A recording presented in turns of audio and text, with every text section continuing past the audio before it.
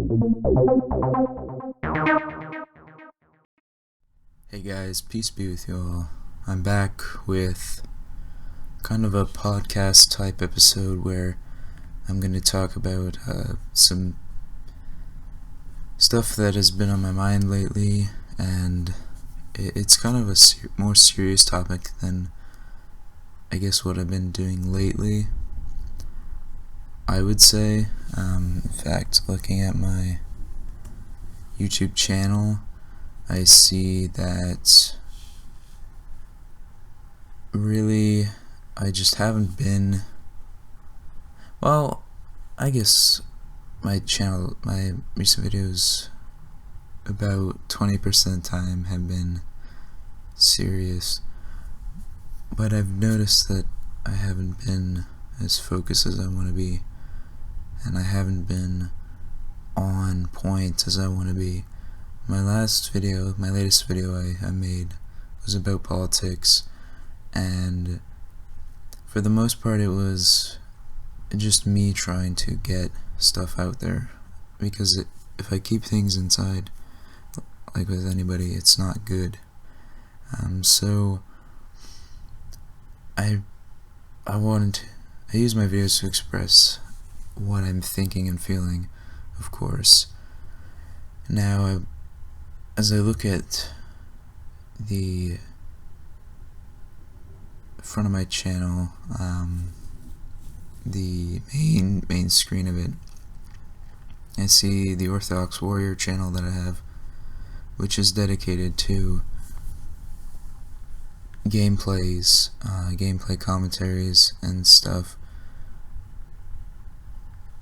and the Orthodox News, which the last Orthodox News I did was on April 8th, and so that was a thing I wanted to do regularly. But as I went searching for Orthodox News most recently, I didn't find a whole lot worthy to talk about, so I kind of just decided that it would be a thing that would only come up when I found worthy, like enough content, which makes sense for really anything, but especially news. In this case, which is Orthodox news, it needs to be kind of meaty, very more meat on the bones than what is usually out there. And so in searching for news lately, I found something that bothered me quite a bit when I searched for Orthodox news, and that was that a priest up in Maine was being, say if I can find it real quick,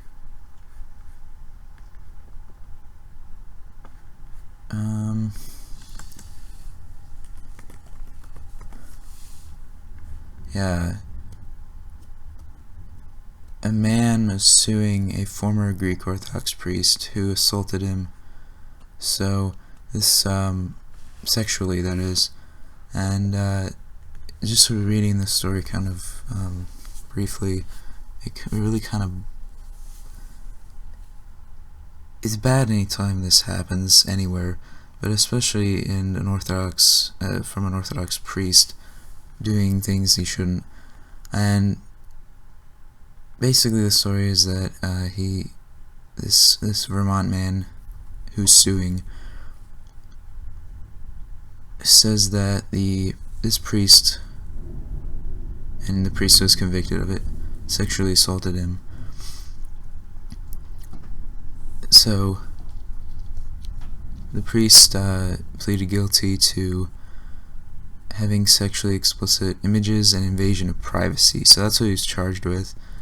Sentenced to 6.5 years in prison. So the man suing was an altar boy at this church, and he's now 24, and he claims that this happened to him. He says that the metropolis of Boston and the Archdiocese out of New York were all negligent in their supervision of this man, this former priest. And so that really kind of bothers me. It's something that you hear about the Catholic Church a lot, and I do stress that we're not one and the same, okay? And we aren't. But that doesn't mean that we don't have similar problems in some respect. This particular version of this story doesn't have a lot of detail of the former priest's past. The original article I read, which is here, had more to say, it seemed. In the 80s he had some issue, so it's just not good. And he's a former priest, so I mean, he's not a priest anymore. That's good, and that's how it should be. I'm sure the parish is devastated, and it's terrible. So that's kind of, I found that article a few days ago when I was looking for news, and it is news, but it wasn't the news I expected, you know. So that kind of led me in a little bit of a Reddit search and kind of digging deeper into some of the things that my church, the church I will join as a whole, Orthodoxy as a whole, what kind of issues have been as far as cover-ups maybe, or negligent behavior or abuse in any respect from anyone from the rank of priest up to metropolitan. So what I found was not a whole lot overall. There was one kind of very, I guess, I wouldn't call it an article, but no sources, no anything. It was just sort of I don't know what you call it, made up perhaps, talking about homosexuality in the priesthood in America, the Greek, something like the Greek. It was from a Greek news thing, but I didn't give it much stock, and I do not believe it at all. There were no sources credible. I don't think there were sources at all, but just kind of, I found that, and I found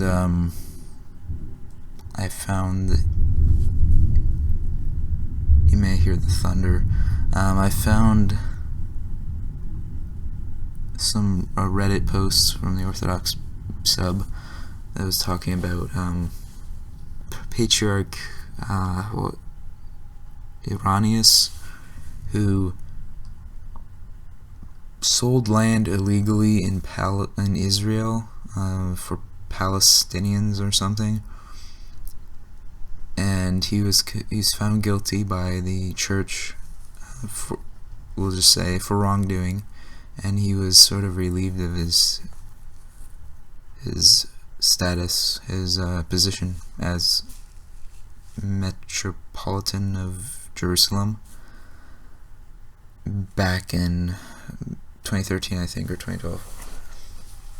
And this person who made this post, this long post, there's an interview with the former Metropolitan, who apparently is essentially jailed in his own apartment in Jerusalem at the moment for the past couple of years.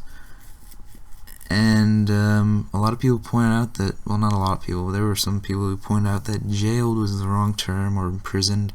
He can leave whenever he wants. It's not even house arrest really, but I didn't read all of it, and there may be some things going on with it that are iffy as far as the church is concerned, in wrongdoing towards this former metropolitan, regardless of the fact of that he did wrong and was found guilty by the church authorities, although he wasn't found guilty by the secular ones that were set up. So I will leave some links to this stuff perhaps in the description. May not interest you, I don't know. But as far as corruption in the church, that was my concern for the past few days. I have no solid reason to believe that the church is corrupt, but I do know that people are corruptible. People have issues, people are sinful, and they aren't immune, no matter if they believe in truth or not. That's a sad fact. It's just the way it is, I think, and we have to be able to deal with that and pray about it. Of course, do our best not to be corrupted and to do what is right always, so, and not given to temptations and such things. And yeah, it can be very devastating, some of the things that can happen with people in church authority positions. And that to me was, after reading that article initially, bothered me, and so I kind of took some time off to think about it in my head and do this searching. As I said, I did my own post on Reddit asking about this, and what I got was reassuring. Responses were reassuring overall. Basically what I said. The responses were like, well, people are not perfect. The priesthood is not perfect. The people in the priesthood aren't, of course. And so even these heinous things that they may do, they can happen. But as far as, from what I took from this, is that the church is not corruptible, in that Christ did promise that the gates of hell would not prevail against it. So I would say that means any evil cannot overcome it and absolutely engulf it, even from the inside. So it's kind of a faith thing. As far as the image of the church, I don't think it can be tainted even by these couple examples. For sure not 2 instances. I don't think that would show that the church is corrupt or anything. It's not, as I said. But as far as public image goes, these stories can damage that.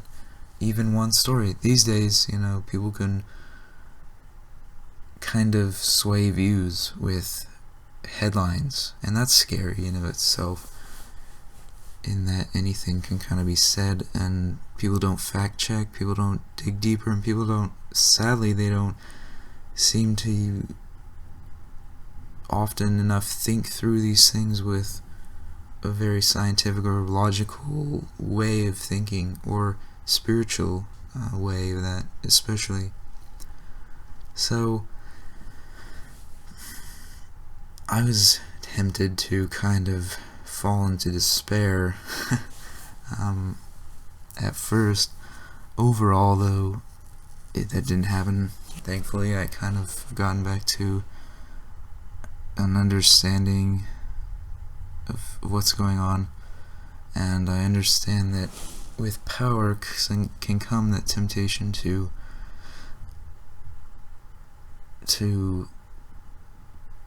embezzle or do whatever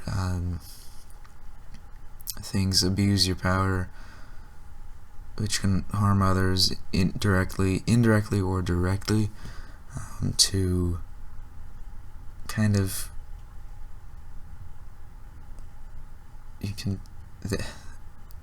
they may use this power to band against other people and as a group against weaker people. But I don't see this happening much in the church. I think the way the church is set up, it's more like a, what would you say, magisterial kind of thing. and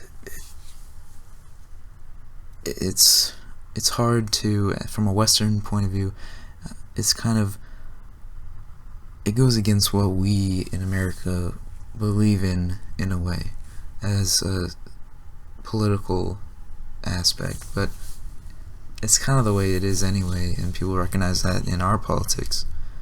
It's magisterial, and we don't have as much power as we think as far as voting and democracy goes. So the church is not like our government still, even then. I'm not even exactly sure of how the councils actually work. I think you should have a majority. I think is what it is. You have a majority of the bishops. They get together and they decide something, whatever it is, and they kind of vote on it, and that is what it is. So if they do something wrong, I don't know the checks and balances. We can look at the history of the church and see many heretics who have gained a lot of influence over people, over Christians, and that had bad effects, but in the end it turned out good, because in the end the truth has prevailed.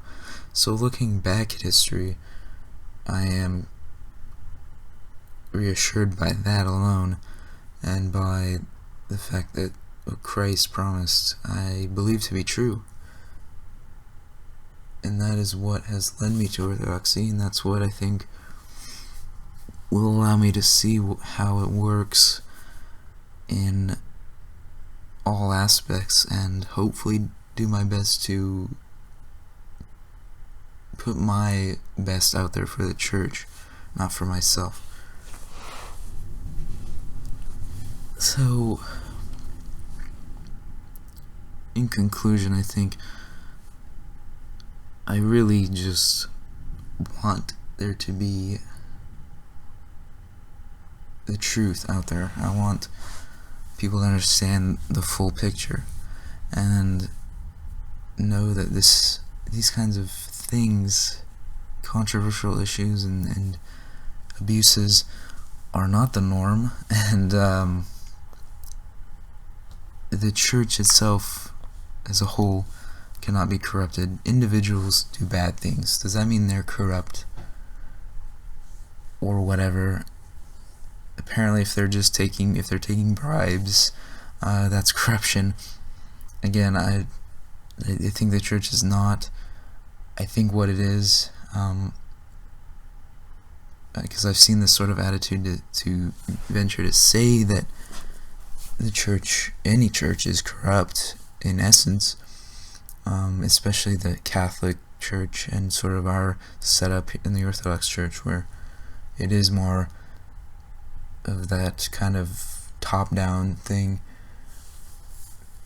I think people in the Western world look at that and say that's bad because it reminds them of communism, or like the Tsardom in Russia, and that was so bad. It was it's too authoritative or authoritarian, and I think people have a hard time distinguishing divine providence or divine will through the church as established by Christ versus human power. So there is a level of human power in the church, but that's not all there is, because if there was, there'd be far more problems, and more visibly, I think. So I think that that's all there is to say about this. I may revisit in the future, but seeing as I have no video to add to this, I'll just make it kind of a podcast. So thanks for listening. Peace be with you all. Have a great day.